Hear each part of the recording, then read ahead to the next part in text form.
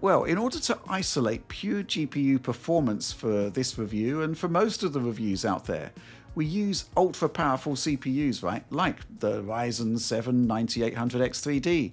And the concept that a $200 GPU will be paired with a $480 CPU is not particularly realistic. It's convenient for us in order to isolate pure GPU performance. But the point is that to get the best out of Intel, well, you need a PCIe 4.0 motherboard that supports resizable bar, that resizable bar actually being crucial to good performance, and you'll also need a CPU that supports PCIe 4.0. Other press have shown that a more budget-orientated build can lead to suboptimal results, and beyond rebar and PCIe bandwidth, the software behind Arc has a sizable CPU overhead that other vendor cards do not. But how to test it?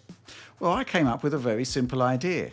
Plug the B570 and the RTX 4060 for that matter into a PCIe Gen 3 motherboard paired with a Ryzen 5 3600, the classic.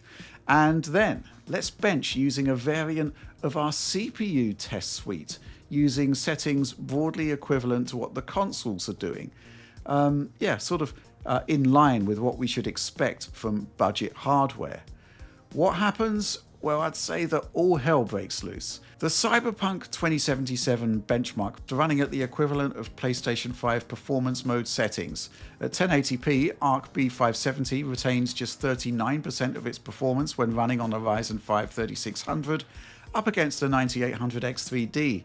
But the 4060 is also hammered. Half of its performance is gone. However, while the CPU is clearly the primary limitation, RTX 4060 on 3600 is running 45% faster than Arc, which does show that the B570 and, by extension, the B580 will be hammered more in CPU-limited situations like this than a GeForce card.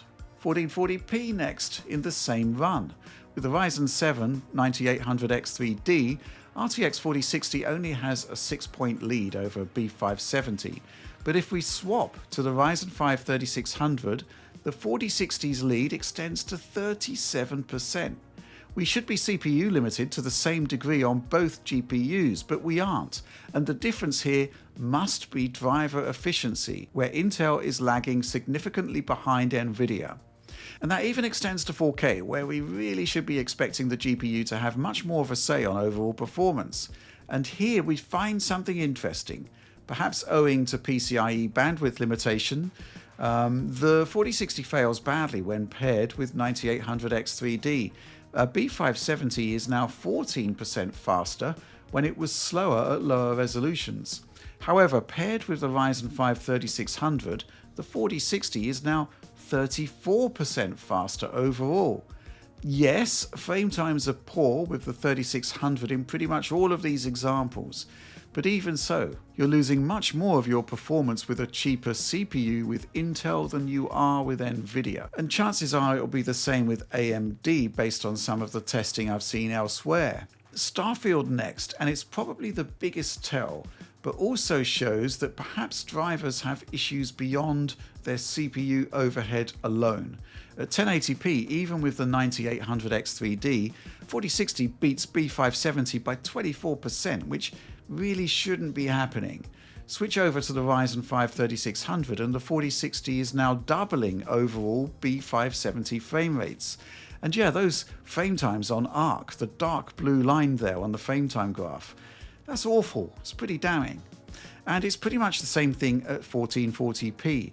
A 22.5% advantage for 4060 with the 9800X3D rises to a 109% performance advantage with the Ryzen 5 3600. Here, the 4060 returns 96% of its performance up against B570 at just 56% of its performance. And yeah, at 4K, well now this is really getting interesting. The 4060 should be hammered by PCIe bandwidth limitations, but instead it's 79% ahead of B570. However, switching to performance differentials with the Ryzen 5 3600, RTX 4060 is now 81% ahead. Both cards have lost around 60% of their frame rate in moving from 9800X 3D to Ryzen 5 3600. Thing is, the RTX 4060, look at the frame time graph there.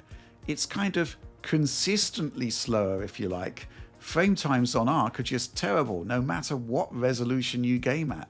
I honestly don't think this is intended behavior. Now, the one caveat I'm going to include here is that by using our CPU test bench, even with console equivalent settings, we are specifically highlighting CPU intensive areas. But the bottom line is this: we spent a lot of time talking about how decent the B570's performance is for the price, but we're basing those determinations by testing the card on a high-end system with a Ryzen 9800X 3D, and I'd bet that even on a PCIe 4 system with a Ryzen 5600 or 5600X, it would still lag behind GeForce to varying degrees in similar CPU-intensive scenarios. So to get better performance from Arc in those CPU-limited areas, you will need a better, more capable, more expensive CPU. And that's something to think about, because certainly the role of the CPU in today's gaming is only becoming more and more important, which makes me think we need to say more about this kind of thing going forward, especially in budget-orientated GPU reviews. So plenty for me to be thinking about as the 5060 Ti and 5060 reviews hove their way into view on the schedule up ahead.